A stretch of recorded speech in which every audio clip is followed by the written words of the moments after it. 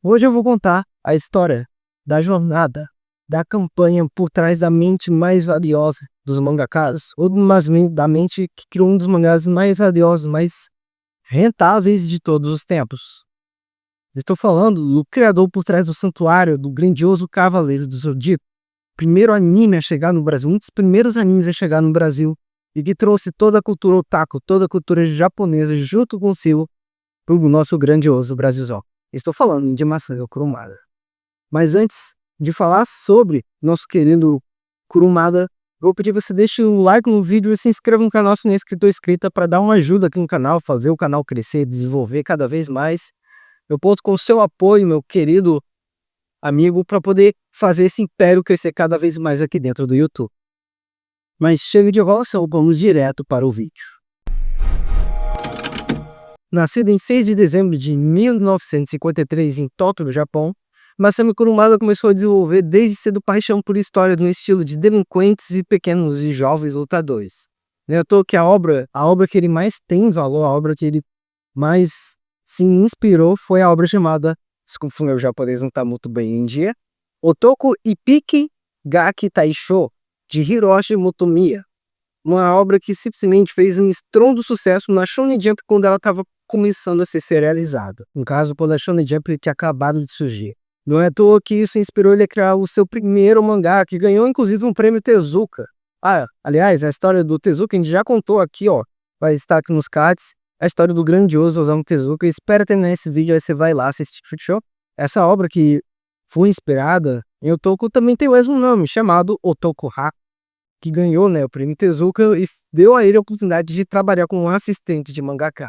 No entanto, seria somente em 1973 que ele começaria a de fato começar a sua grande carreira. Foi na Jump com a publicação de Sukeban Arashi, a obra de 2 volumes que conta a história de uma garota valentona que arruma brigas na escola, que acaba encontrando uma rival mortal, que é uma garota riquinha burguesa. A obra é um estilo de comédia, ação tipo Boku Shofudo ou Sakamoto Days, que tem um leve toque também de etizinho. Inclusive no final do segundo volume tem um one shot de Mireko Rock, que é do mesmo estilo da obra, né, sendo as únicas obras protagonistas femininas do Masami Kurumada. O resto é tudo protagonista masculino.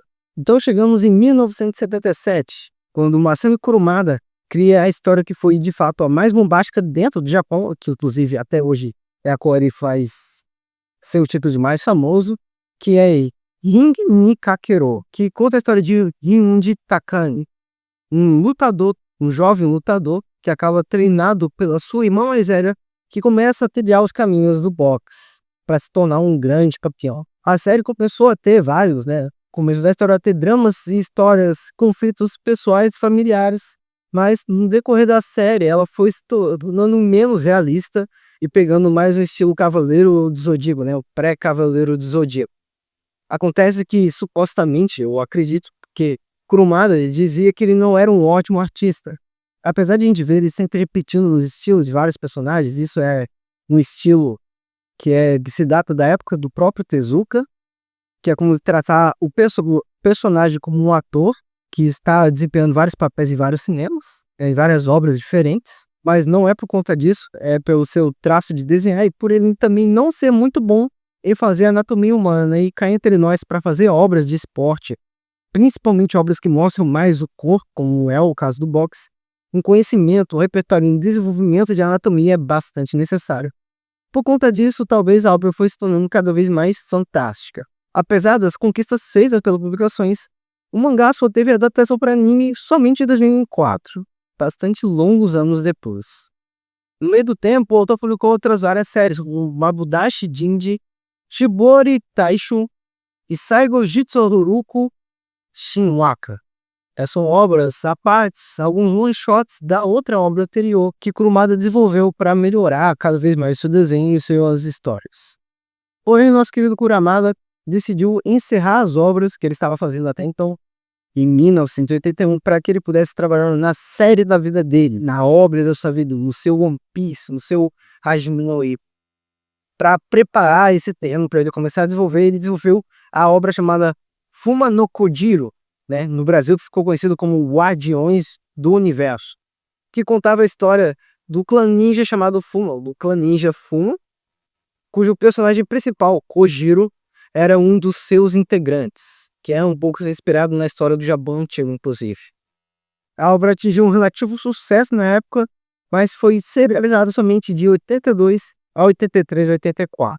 Porém, o último, de fato, aquecimento do Kurumada foi em trabalhar na obra Jaime no Zagi, que foi a sua maior obra em que ele trabalhou antes, né? Uma série curta sobre um cara que tem poderes elétricos, que passa a vibe bastante do Cavaleiro Aioria de Leão. Porém, a obra que ele de fato estava querendo produzir, a obra de sua vida, seria lançada somente em 1984, chamado de Otokozaka, tendo como protagonista Jinji Kikukawa, um delinquente de uma escola que era o parrapado, o cara, o maior briguento da vibe, que acabou indo para uma escola que era bem mais barra pesada do que ele estava acostumado, encontrou um oponente chamado Sho Takeshima, um super delinquente mais forte do que ele, que acaba setando o regaço, pocando a cara dele e faz com que ele ficasse humilhado no chão.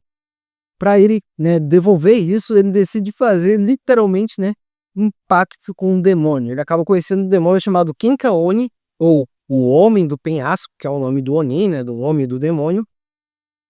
E a criatura decide treiná-lo, e assim inicia o arco dos Homens Tigres, né, o arco do mangá chamado Arco dos Homens Tigres. O primeiro grandes, que é onde começa a desenvolver a história, ele desenvolvendo as habilidades, sendo treinado pelo demônio, e ele combatendo outros grandes delinquentes, né, outros grandes super delinquentes. Acontece que esse arco do Homens Tigres foi o primeiro e atento o único arco de Otoku-haku, né, Otokozaka, perdoe. Acontece que a obra foi encerrada 6 meses desde que começou. Um tremendo golpe para o próprio autor, que havia planejado longos 10 anos que viriam a ser feito novamente bem no futuro, só que a editora avacalhou, e na cabeça dele ele estava querendo transformar o Otokozaka no seu Hajime no Ippo, no seu One Piece, uma obra para a vida longa inteira dele, que ele acabaria morrendo fazendo. Era isso que ele mais queria fazer. Ele queria ter uma obra que mereceria o seu nome, uma obra que, sim, esse aqui, Masami Kurumada, que colocaria ele no pedestal de melhores mangakas de todos os tempos. Ele queria esse nível de obra. Acontece que a editora não foi muito pra cara dele e teve um cancelamento que foi tão desastroso pro autor que no último volume ele chegou a apelar para a ajuda dos fãs, que não adiantou nada. Os fãs não decidiram ajudar o cara. E mais tarde ele acabou, né, quando já compilou a obra, ele deu um comentário falando que ele descobriu porque os fãs não ajudaram, né? Não, a obra não continuou, foi porque a obra era de fato ruim, não era muito boa, não estava tendo um desenvolvimento muito bom. Ela não era divertida. Mas, como eu estava dizendo, a obra seria publicada bem futuramente, por volta de 2014. Ela ia começar a ser republicada depois de ter ganhado uma autorização, onde durou até o ano passado, em 2024, onde ela finalmente foi terminada. Mas agora chega de falar sobre essas outras obras. Está na hora de falar do Elefante na Sala, a maior obra, a obra mais famosa que Kurumada ficou responsável. Estou falando do clássico Saint Seiya, ou conhecido fora do país do Japão, Cavaleiros do Zodíaco. Lançado da virada de 85 para 86, eu acho que não precisa de apresentações. Cavaleiros do Zodíaco conta a história de Sensei, de seus amigos Jun, Ryoga, Shiryu e Ikki no combate pelo mundo, né, para defender a deusa Atena, a senhorita Saori. Toda essa jornada deles para proteger a Saori e lutar por Atena. Onde a gente vê a ideia dos Cavaleiros do Zodíaco, do Cosmos, da luta, a Guerra Galáctica, a saga das 12 casas, o conflito contra os Cavaleiros Negros. A gente vê tudo isso no começo, né, na saga clássica de Saint Seiya, que é lançada de 85 a 86, que foi publicada aqui no Brasil também, que veio para o Brasil, inclusive, na belíssima animação. A série ela se sustentou, né, praticamente no Santeco, que eu vou explicar aqui na tela proximamente o que é um Santeco, né? Que eu vou explicar mais tarde para vocês o que é, vai aparecer aí na tela.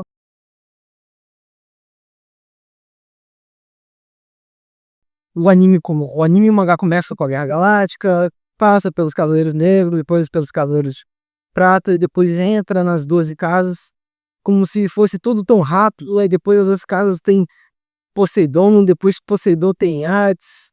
Isso tudo sem parar, sem descansar, como se eles vivessem o tempo todo, os cavaleiros vivessem o tempo todo ocupados em guerra e em conflito. E isso foi algo que mudou um pouquinho no anime. O anime deu umas intercaladas para que os cavaleiros pudessem descansar um pouquinho, restabelecer, né?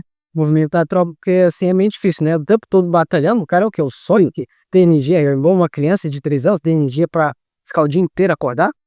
Só que, para surpresa de muitos que poucos sabem, inclusive eu tenho certeza que você não sabe, é que CDZ foi cancelado. Sim, CDZ foi cancelado, isso foi por um período breve, e eu falo assim breve porque depois ele voltaria, mas não com a mesma editora, na onde a Jump finalmente acabou matando a cabeça da Gargona porque não aguentava mais, já estava saco cheio. Até porque o que fazia com que Sensei se mantesse vivo eram duas coisas. O anime que saiu em 86, que teve a incrível direção de arte de Shingo Araki, que ficou de parabéns, fora por ter feito aquilo que eu falei, que foi dar momentos descontraídos e intercalados durante o plot original das lutas, que evita os vários horrendos erros que contém dentro do plot do roteiro do mangá. Para além disso, Sensei trouxe muito dinheiro. Eu tô falando disso por causa dos brinquedos feitos pela Bandai, que de longe a Sensei é uma das sagas que mais vende por conta de bonecos no Japão. Acho que pede pro Super Sentai, mas eu não tenho dados verídicos para falar isso para vocês. Cavaleiro do Zodíaco foi e sempre será a obra mais influente aqui no nosso país, tá? Inclusive. Não só por ter sido a primeira, mas por ter sido chegado numa época em que animes eram desconhecidos e passavam um momento bastante interessante, né? Encantando a jovem galerada. Nem mesmo Pokémon, Dragon Ball, nem Naruto conseguiu chegar aos pés. É claro, eles chegaram a um nível estrondoso de influência, mas algo que ninguém consegue se comparar, talvez, é o próprio Cavaleiro do Zodíaco. Que simplesmente ele se torna uma obra-prima ao fato de ter sido um dos primeiros e do impacto que ele gerou por ser trazer a primeira geração de otakus no Brasil. Não é à toa que por isso inúmeros fãs no Brasil apoiam os spin-offs da série, como o episódio G, Lost Canvas, que inclusive é bem superior em quesito narrativo e de arte do que a série clássica, Santia Show e até mesmo Next Generation, que está sendo publicado, que havia sido publicado até agora há pouco, foi apoiado pelos fãs, porque os fãs adoraram, porque os fãs sentem enraizados aquela nostalgia, aquela vibe CDZ clássica que eles sentiam quando eram mais novos. Após essa época de cancelamento que estava surgindo aí da série Senseiya, em 92 o autor lançou a série Aoitori no Shinwa, onde trazia o Seiya e o Shun jogando beisebol só para descontrair, não era como se fosse um spin-off de beisebol dos Cavaleiros do Zodíaco. No mesmo ano ele iniciou uma outra série chamada Silent Night Show, que não durou muito tempo e foi o que inclusive cravou o seu fim de carreira dentro da editora Shonen Jump. Já aí ele passou para outra editora chamada Shonen Ace, da editora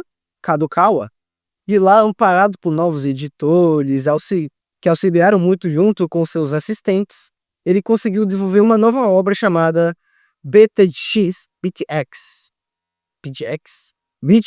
E tendo essa vida difícil, Masami Kurumada, que vivia somente das vendas de brinquedos aqui na América Latina e dos poucos volumes que eram vendidos de BTX, que teve até um sucesso relativamente grande, ele estava começando a viver um pouco desgastante, e nessa vida meio low profile ele começou a publicar em 95 um seinen que se passa na época dos samurais, e que inclusive tem as mulheres que têm os peitos mais mal desenhados que eu já vi.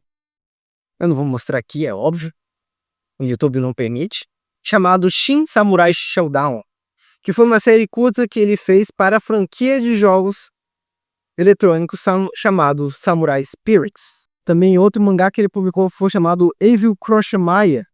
Foi outra série curta lançada lá pro final, né, lá por volta do final de 96.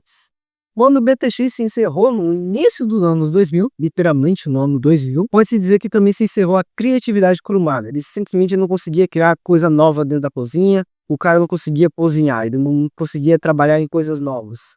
E então ele acabou encerrando as suas criatividades em fazer séries novas, ou seja, não tinha mais coisa nova do Kurumada. Só que isso não significa que as séries antigas não seriam mais revisitadas. É a partir daí que no início do século XXI, Kurumada traz de volta o seu bom e velho famoso do Japão, Rangi ni Kakero, com a saga número 2, né? O número 2, trazendo a história, a continuação da série clássica, trazendo os filhos dos protagonistas, sim.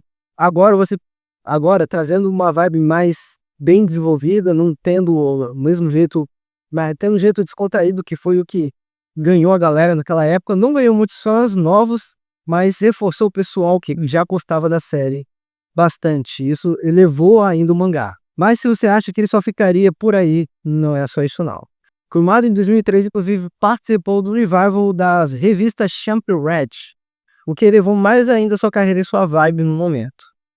Porém, enquanto dentro do Japão, Ring Kakero é a obra mais famosa do Masami Kurumada, com certeza CDZ, fora do Japão, é a obra mais famosa e estrondosa dele.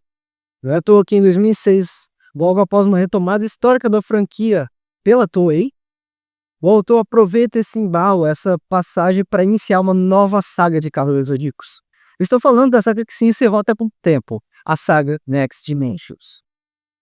Em 2006, com Sensei Next Dimensions, publicado pela Weekly Shonen Champion, ao mudar para a editora Akita Shoten, ele também teve espaço para ajudar outros mangakas na mesma época a criar histórias derivadas do seu próprio universo, como Sancha Show, The Lost Canvas e Episódio D. Ele conseguiu fazer isso por causa da articulação e inclusive por causa da ajuda dos seus editores e de seus assistentes. O desejo de Kurumada era terminar a saga de Cavaleiros Zodíacos com a saga Zeus, e encerrar a história de uma vez por todas.